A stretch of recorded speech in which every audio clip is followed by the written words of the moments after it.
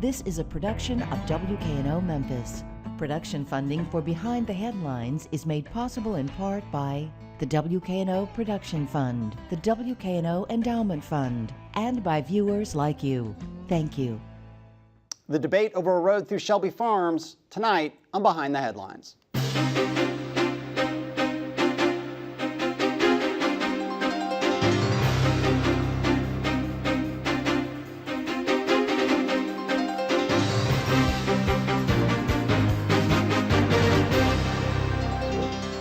I'm Eric Barnes, publisher of the Memphis Daily News. Thanks for joining us. We are joined tonight by a number of people involved with the conversation about a new road or an expanded road through Shelby Farms. Laura Adams, Executive Director of the Shelby Farms Conservancy. Thank you for being back. Dennis Lynch is Transportation Chair with the Sierra Club. Thank you for being here. And Richie Smith of Richie Smith Associates is a landscape architect and a member of the Shelby Farms Advisory Panel, and we'll talk a little bit more about that. Thank you for being here.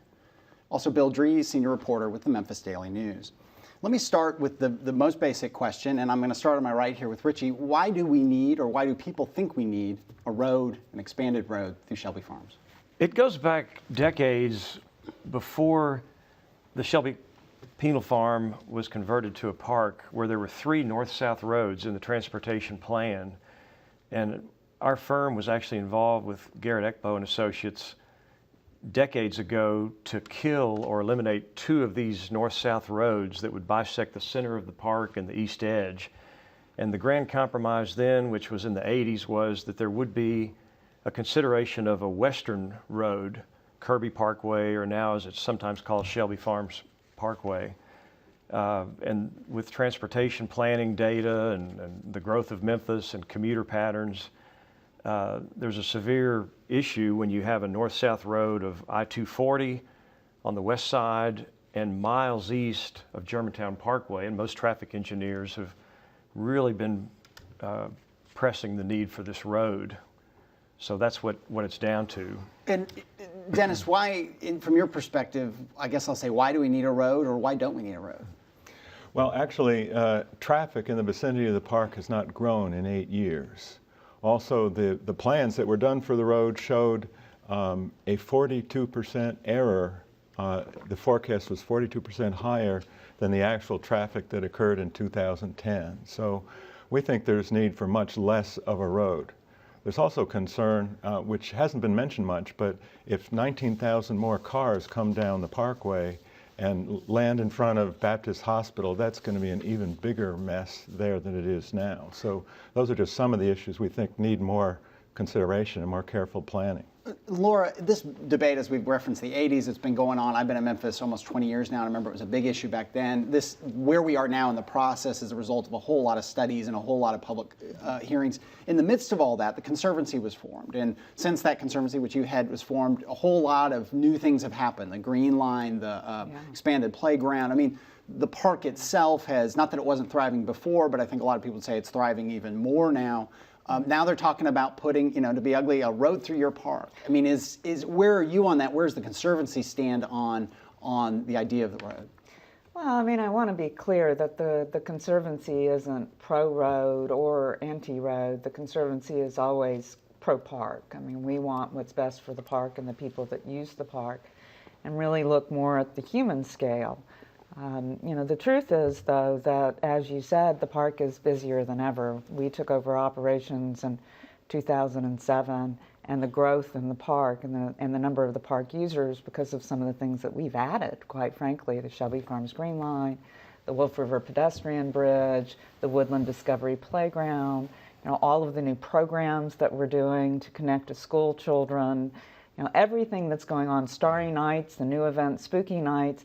The park is at least 2 or 3 times busier than it ever has been. There are estimates up to 200 park users a day.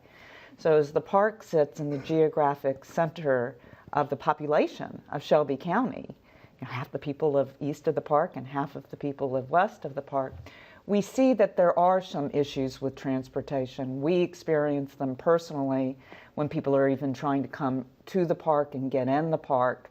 We'll watch as people on a busy Saturday will just turn away because it's, the traffic is so big. I mean, our primary focus has been getting people to the park without cars. That's why we did the Shelby Farms Green Line, and we are doing another extension to the east. Extending it out, to Germantown and beyond. And beyond, Right. and that's why we built the Wolf River Bridge. But because before those projects were built, it was nearly impossible to get into the park without a car. So now we're not traffic engineers. We have engineers that work for us that are helping us with our master plan.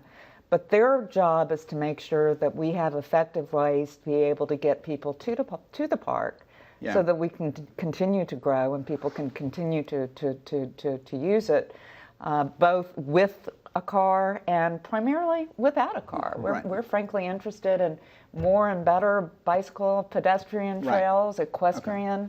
Yeah. So, and let's at this point put up. There's a map that's been out there that is the current proposal, and people have seen. I mean, I remember years ago there, and you still see it on the back of people's cars of all places, the bumper sticker, "Don't split the park." And this road is not. And there were proposals at the time that that Walnut Grove, which cuts through the park, would be expanded dramatically. This is about making, and I think the map is up on the screen now. The tan lines kind of on the left side there show this new parkway that the idea being, if I try to be neutral, the proponents would say, to relieve some traffic so that what people, they can go up towards, I guess, I-240 or go up towards the neighborhoods above, north of the park. So and that road is over near is the Penal Farm. It's kind of, the idea was that it would be as unobtrusive as possible, that's where it would be. However, again, I'm going to come back to you, Dennis. You all think that's still too much. It is moved maybe and not cutting the park on an east-west access. But it's still too much, too invasive from a park point of view. Right. Well, if traffic was growing the way it had been predicted to grow, then what we'd be saying would be a little bit different. But we do still have some concerns about some environmental issues which we don't believe are sufficiently addressed in the plan so far, and we think the public should know absolutely how they're going to be addressed. We're very much in support of the conservancies saying we need all of these things addressed for sure, and we support all of those items. If the parkway is to build, we're on board with all those items, but we've got some additional items. The current story says it's $24 or $24.5 million to build the parkway, but they haven't re-estimated in years, and they haven't shown how much it's going to cost to address the issues the Conservancy's brought up. They haven't shown how much it's going to cost to address the issues just for the environmental case, nor for inflation. So some people have said it may be $40 million. That's just a wild guess, but And who pays for? Is this a state project? Is this a local? I don't even know who to look at for an answer on I this. think it's 80 to perhaps 90%. 80%. 80% state, federal funding, And then 20% local. city, county, local. Okay. Yeah. What about these issues? Let me come back to you, Richie.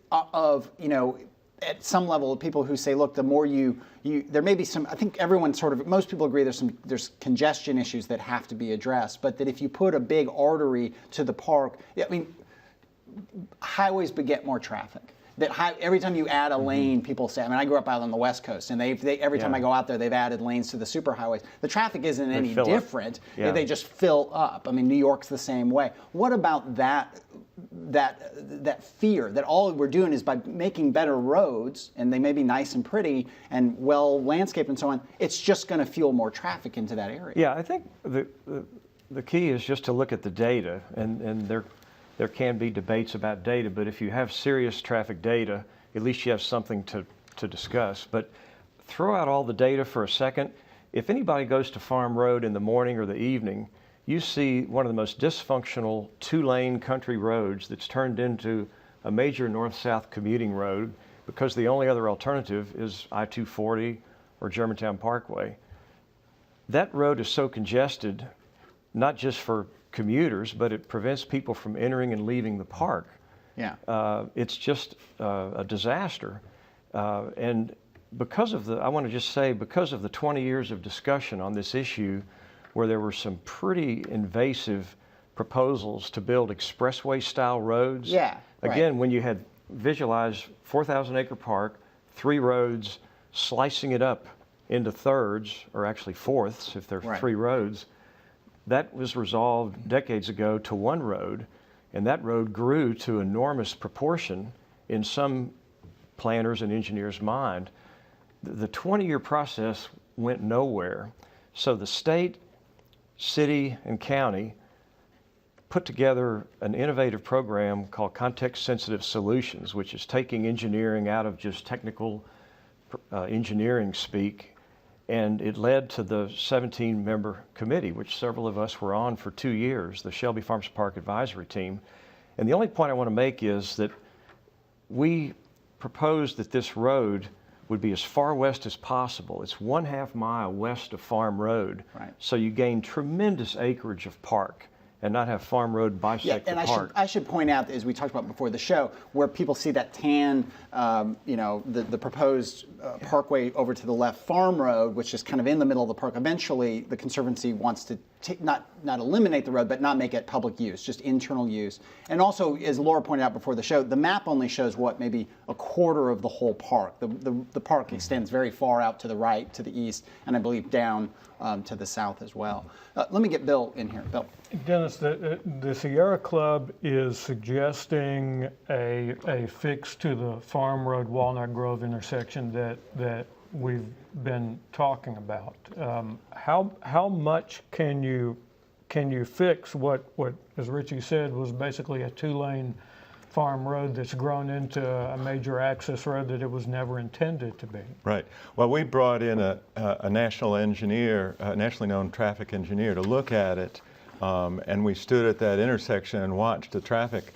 In the evening rush hour, just as one example, the left turn lane, if you're going east on Walnut Grove Road, only holds 18 or 19 cars, or 20 if they go tight. And then they fall into the travel lanes and back up all that traffic.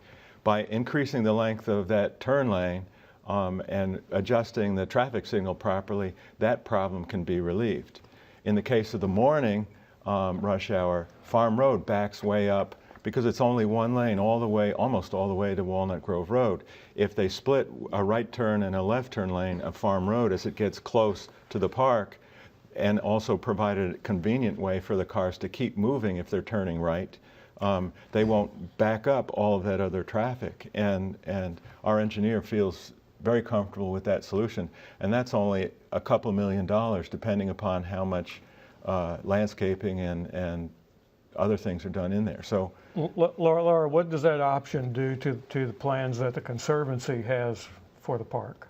Well, first I want to say, I have a lot of respect for the Sierra Club and for Walter Kulash. In fact, he was a consultant to us back during the context-sensitive solutions phase that Richie was talking about. And at that time, he actually signed off on the compromise agreement in 2005, 2006. As to Farm Road, I think it's a good question, and I think it's an important question to ask. It is a question for the city and the county engineers and TDOT to answer, and I think the Sierra Club is asking those questions, and we're interested to see the answer to the questions. The downside to us, the hard thing for us would be, Farm Road puts the main traffic, it puts all of the cut-through traffic right in the heart of the park. So it's a visual and noise disturbance currently to people who are using the heart of the park, primarily the Patriot Lake. And as we implement the next phase of our master plan, which is to make some really great improvements to the ecological and recreational heart of the park at Patriot Lake, we're troubled by the prospect of people not having an easy way to get into the park. And we're troubled by the prospect of an expanded Farm Road that would bring more traffic and more congestion right near the heart of recreation. We're not sure that it's not possible, but we're not traffic engineers. But I was there with Richie and the Sierra Club and others in 2005, 2006, when this big compromise was made, and that time there was a universal feeling among all of the environmentalists in the room, the conservationists and the recreationists in the room, that it would be better to move the through traffic away from the heart of the park. So I think it would be a difficult sell to tell people, okay, now it's okay to have the traffic right at the middle of the park. I'm not saying it's impossible. I think these questions are important questions to be asked, and I don't regret that the Sierra Club is asking them. But you know, you can see how, you know, having that might be a problem to have a lot of traffic right near where the sailboats are and the bicycle, you know, and the bicycles and the joggers are around the improved Patriot Lake, and you know where the new cafe will be and the new boathouse, and you know. Richard, you used some pretty strong terms at the hearing earlier this week about Farm Road. You called it a scar, basically, on the land. Well, a lot of people criticize Walnut Grove as a straight engineering shot through what was a penal farm, and now it's this vibrant park. No one would design Walnut Grove that way if we were in the scenario now with this park.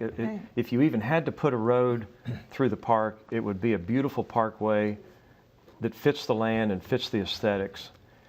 Farm Road is a version of that. It's a straight gash. It was designed for utilitarian functions. It's unattractive. It's linear. It doesn't work with the land or the topography or the aesthetics. With the parkway, I just want to make a point of design. When you have a chance to start over, which we don't often have, you could almost go back to the period between 1900 and 1917 when the great landscape architect George Kessler laid out the park system and the parkway system and built 17 miles of parkways, which are some of our signature roads in the Mid-South. Nobody would criticize North Parkway and East Parkway for being right against Overton Park. There's a beautiful synergy and compatibility. And I think as a designer, there's a key opportunity to have a beautifully designed parkway. And through the 17-member process, we said this is 4 lanes, not 6 or 8. It's 40 miles an hour, not 50. It has a variable divided median, so the road is not always in a concentric pattern. The median between the lanes can widen and narrow, so there's a lot of things that can really fit the land. And as a designer, I think the outcome of this could be a beautiful parkway like nothing in this region that fits the land, fits the park, provides the access to the park, relieves a lot of congestion and traffic jams and gridlock and auto emissions, you know, with a linear pollution line all along the west edge of this park. And again, moving this 1/2 mile, more or less, west of Farm Road just moves it further from the action and the aesthetics. And I think those are all strong points. Dennis, you've heard the arguments here for the parkway approach to that. It sounds pretty reasonable. Where do you see a problem with this kind of roadway then? Well, we have pointed out, even going back a year ago, the number of environmental issues. They're actually in the plan, but we're not satisfied with the solutions to them. There's a breach in the aquifer, which means rainwater can go into the Memphis drinking water, and we don't know that the solution to that is good enough. That's right in the location. The Sierra Club actually originally supported moving the parkway as far west as possible, but all these environmental issues are right there, and we're not sure that the solutions to them are good enough yet. They want to take the runoff from the road and divert it and dump it into the Wolf River. I don't think that's the right solution either. The landfill is right next to where that big interchange is going to be, and there are going to be driving pylons, and there's going to be lots of traffic going over that intersection and kind of shaking the soil a little, causing the leaching from the landfill to increase. So I think we need to know more about those things before we say, yeah, absolutely, it's a good place for the road. A question just of aesthetics and just function here. Is there a raised cloverleaf? Is that part of what we see on the map when you come from Walnut Grove, if you've gone past CBHS and Baptist and you come, there's some new construction there, and then you go into the existing Walnut Grove Road. To head north there, is it a raised single cloverleaf? Not literally a cloverleaf, which is more part of a 4-way intersection. Thank you. Okay, so this is a 3-way, and engineers call it a trumpet interchange. And one aspect of this, that when you have the intersection of Walnut Grove and the proposed Shelby Farms Parkway, there would be no traffic signal because of the grade-separated interchange, all the traffic movement could more or less continue. You might have a slower speed, 25 miles an hour making turns, but it doesn't stop traffic, Right. which can create Well, more. Actually, the parkway takes away one traffic signal and adds two others. So there'd be a traffic signal at Mullen Station, there'd be a traffic signal at the new entrance to the park.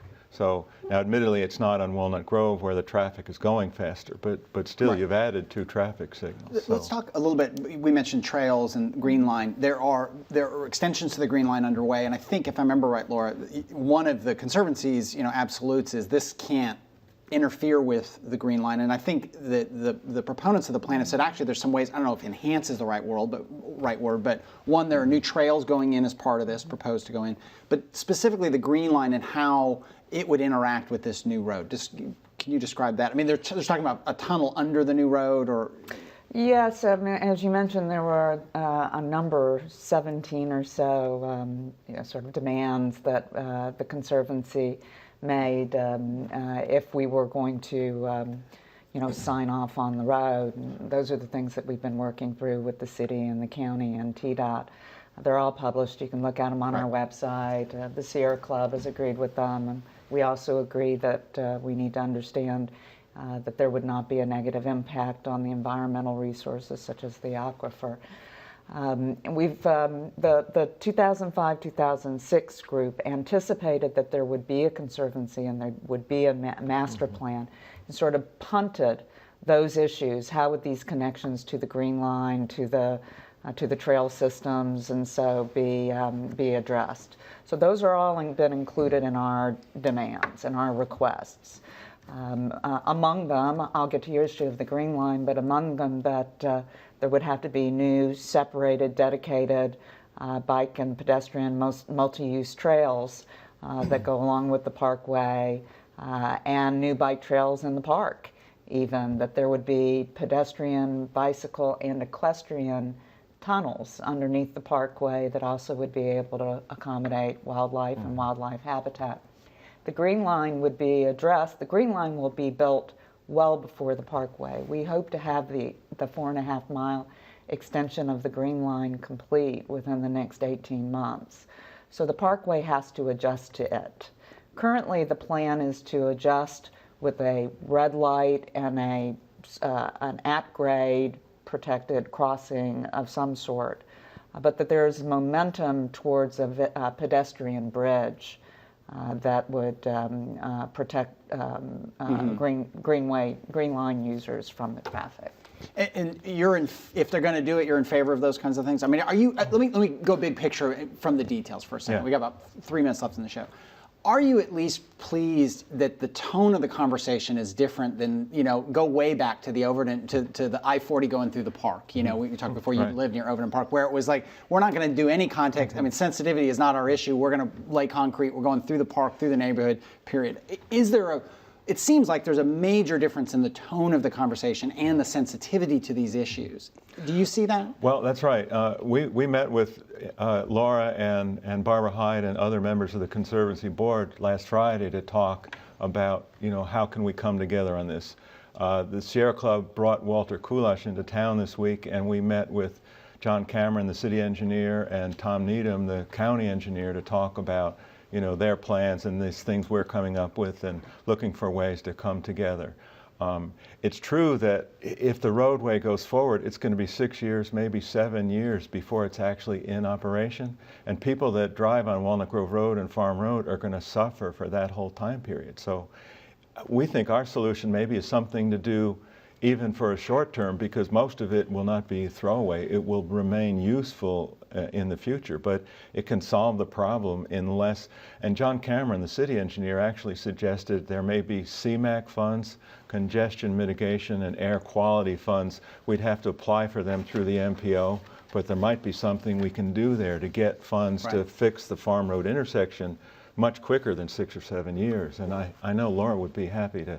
Right. People would stop complaining about the traffic so bad because now, you know. Do you see that, Richie? I mean, are there interim solutions? Because again, you know, days go by. I mean, I've been in there. My son ran cross country in there, and you're stuck. I mean, you know, just a practical kind of view is there's all this talk, and there's all these debates, and there's this process underway. It's just, can I get out of here? I mean, you know, I just kind of need to get going. Yeah, you could certainly add more length of left turn lanes, as you mentioned, as an interim. I hope that we don't lose momentum because of the debate for decades and the fact that there's so much common ground.